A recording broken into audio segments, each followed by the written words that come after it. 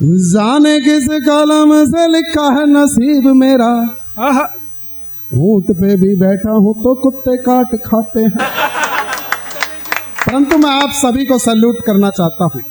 हम बहुत से कार्यक्रमों में जाते हैं और निश्चित तौर पर अब ये जो श्रोता बैठे हैं आपको विशेष रूप से प्रणाम करना चाहता हूं, क्योंकि हमें तो तरह तरह के अनुभव है भाई साहब। पूरे देश में यात्राएं करते हैं तमाम कवि, और कैसे कैसे श्रोता हमें मिलते हैं जी जी कि कविता से लेना देना दिन का नहीं है कुछ, खाली पीली दावत उड़ाने चले आते हैं। कि कविता से लेना देना जिनका नहीं है कुछ, खाली पीली दावत उड़ाने चले आते हैं।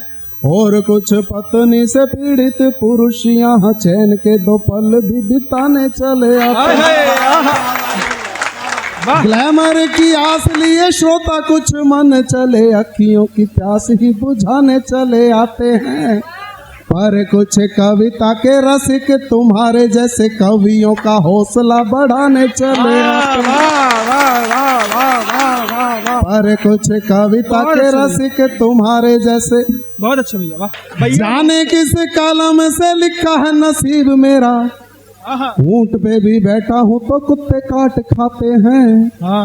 कॉलेज में मचला था दिल जिसे देख मेरा, उसके ही बच्चे मुझे मामा जी बुलाते हैं। कॉलेज में मचला था जिसे दिल देख मेरा, उसके ही बच्चे मुझे मामा जी बुलाते हैं। आज तक जिनको भी मैंने कभी वोट दिया, जमानत की वो राशि बचा नहीं पाते हैं। मेरी कविताओं पे जो तालियां बजाते नहीं, अगले जन्म में बस। बहुत अच्छे, वाह भाई, वाह। अगले जन्म में बस ताली ही बजाते हैं भैया, बहुत अच्छे, वाह। और ऐसा नहीं है कि आपकी तालियों से कोई कवि श्रेष्ठ सिद्ध हो जाता है या उसकी कविता श्रेष्ठ सिद्ध हो जाती है। मैं बताता हूँ कि क्यों कवियों को तालियों की जरूरत रहती है। ये शुरू से लगे हुए हैं सारे कवि, ताली बजाओ ताली बजाओ। ये भाई साहब तो देखो सामने बैठ के मोबाइल से रिकॉर्डिंग कर रहे हैं। भाई साहब मेरा कोई नुकसान नहीं कर रहे हो, आप अपने हाथ को कष्ट दे रहे हो और मेरे हिस्से की तालियां खा रहे हो। यहाँ सामने कैमरा लगा हुआ, रिकॉर्डिंग हो रही है। हमारा मंच यूट्यूब चैनल पे सबके वीडियो आपको मिल जाएंगे, आप आनंद लो। और मुझे पता है आपने भी ज्यादा कुछ नहीं करना, अभी तो आप रिकॉर्डिंग कर रहे हो। सुबह भेजोगे अपनी गर्लफ्रेंड को, उसकी फ्रेंड रिक्वेस्ट मेरे पास आ जाएगी। आपको क्या मिला? बाबा जी का ठुल्लू।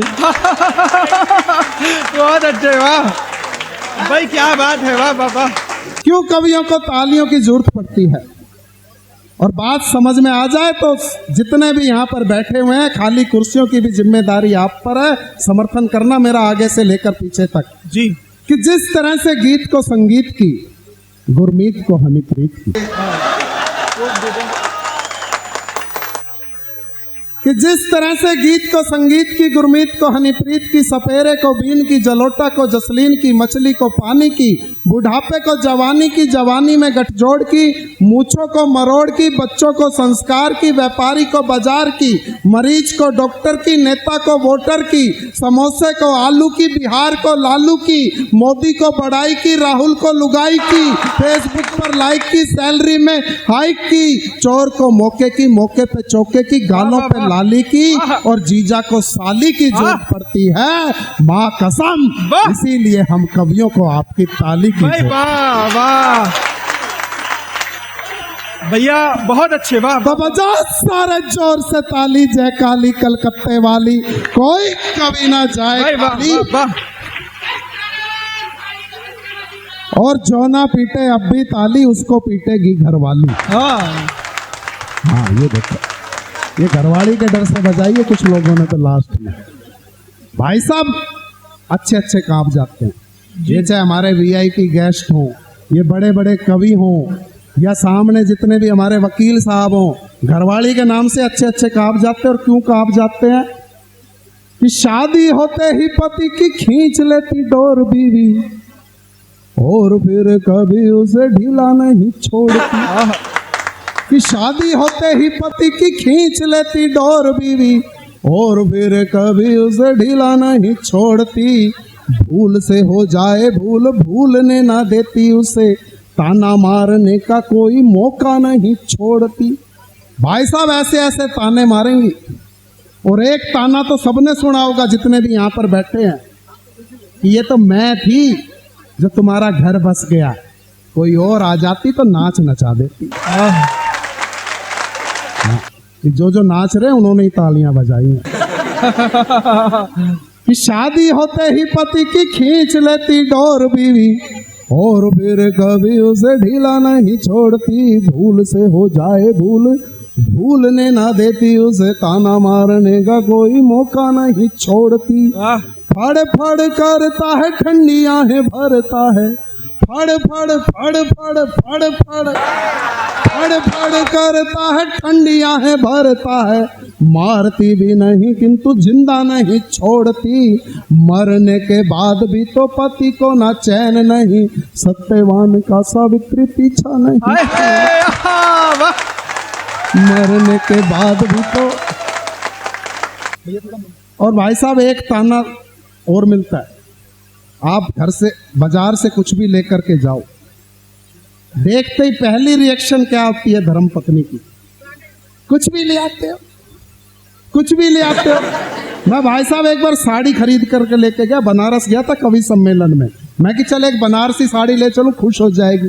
जैसे ही जाकर के उसको साड़ी दिखाई, कुछ भी ले आते हो, कुछ भी ले आते हो। मेरे को आ गया गुस्सा, मैंने तुरंत जवाब दे दिया। मैंने कि तेरे को भी मैं ही लेकर के आया। वो तुरंत संभल गई, बोले नहीं नहीं नहीं, मेरा मतलब था कि आप बड़े भोले हो जी, कोई भी आपको बहुत जल्दी बेवकूफ बना देता है। मैं कि शुरुआत तेरे बाप ने की थी।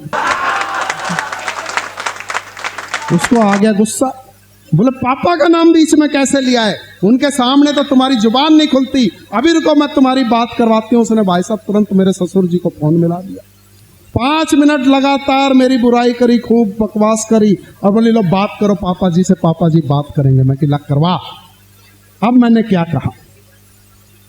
मैंने कहा ससुर जी लड़की ने आपकी तो लूट लिया मेरे सपनों का आशियां है। सुनिए, मैंने कहा ससुर जी लड़की ने आपकी तो लूट लिया मेरे सपनों का आशियां है।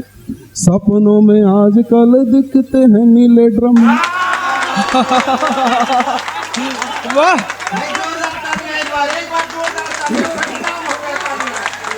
मैंने कहा ससुर जी लड़की ने आपकी तो लूट लिया मेरे सपनों का आशियां है। सपनों में आजकल दिखते हैं नीले ड्रम। दिल मेरा देखो कैसे करे हुआ हुआ है। ससुर जी बोले मेरा मुंह खुलवाओ मत, रो रहा मेरी आत्मा का रुआ रुआ है। तुझको रुलाने वाली सोच जरा ऐसी है तो, जो मुझको रुलाती है वो उसकी भी माँ है।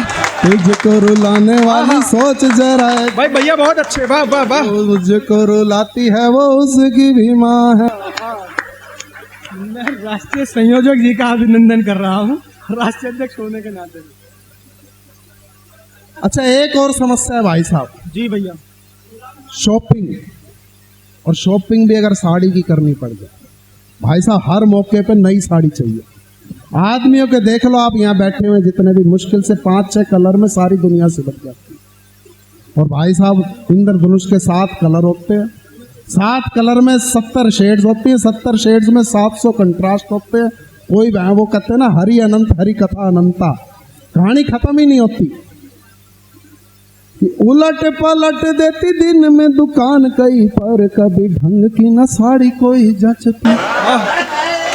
उलट पलट देती दिन में दुकान कई पर, कभी ढंग की न साड़ी कोई जचती। जच भी गई तो फिर चोली बिंदी चूड़ी लाली, हार और झुमकों की मैचिंग न मिलती। कभी बांध लेती जूड़ा, कभी खोल देती केश, और कभी नागिन सी लंबी चोटी रखती। मुखड़े की लिपापोती करके भी चैन नहीं, आईने में खुद को ही देख देख डरती। वाह भैया बहुत अच्छे, वाह। जब भाई साहब 4-5 घंटे लगा करके तैयार होंगी और फिर पति को डाल देंगी धर्म संकट में सिर्फ एक सवाल से, कैसी लग रही है? अब पति बोले तो मरे, ना बोले तो मरे। ऐसे ही एक दिन मेरी घरवाली ने पूछ लिया मेरे से, कैसी लग रही हूं? मैंने कहा बहुत सुंदर लग रही है। बोले नहीं नहीं सही सही बताओ। मैं सही सही तुझे पता है तो मेरे मुंह से क्यों सुनना चाहता हूँ? बहुत अच्छे, वाह। बोले नहीं नहीं तुम तो कवि हो, तो कविता के उसमें ही बताओ मुझे कैसी लग रही हूँ। तो मैंने कहा तो सुन फिर। हिरणी सी तेरी चाल, नागिन से तेरे बाल, कोयल सी बोली तेरी दिल को लुभाती है, मछली सी तेरी आंख, तोते सी है तेरी नाक, मोरनी से ठुमकों पे जान चली जाती है। ये मैंने अपनी पत्नी के लिए लिखा था। अगर सुधीर भाई की पत्नी से मैच कर गई है तो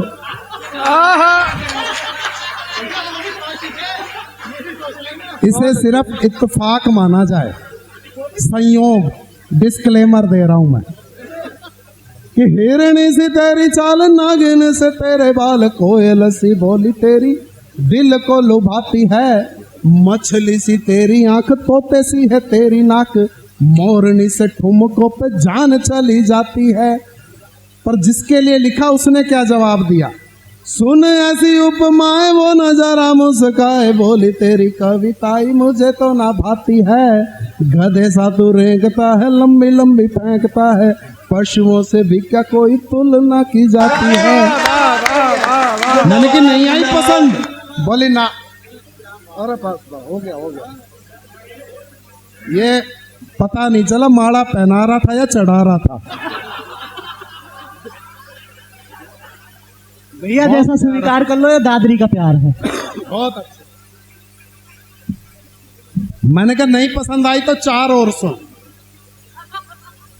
कि अखियों से गोली मारे, होठ मानो हो अंगारे, लड़की नहीं है तू बारूद की दुकान है। बोली वाह, अब आया कुछ। हाँ सुन ध्यान से। कि अखियों से गोली मारे, होठ मानो हो अंगारे, लड़की नहीं है तू बारूद की दुकान है, तुझसे ही रोशन है मेरी सुनी जिंदगानी, दिन में दिखा दे तारे ऐसा तू तूफान है। वाह। बड़ी बड़ी रूप सी का रूप भी कुरूप लगे, बड़ी बड़ी रूप सी का रूप भी कुरूप लगे, ऐसी बड़ी रूपवती रूप की तू खान है, पर ऐसे रूप का मैं डालूंगा अचार क्या, जो कैंची से भी तेज चले तेरी। वाह भैया बहुत अच्छे। अरे ऐसे रूप का मैं। परंतु दोस्तों सारी बातें मजाक की थी, मैं दिल से बता रहा हूं। यहाँ पर बेटियों की बात हुई, मैं बेटियों की बहुत इज्जत करता हूं, बहुत सम्मान करता हूं बेटियों का, और सबसे ज्यादा अपने ससुर की बेटी का सम्मान,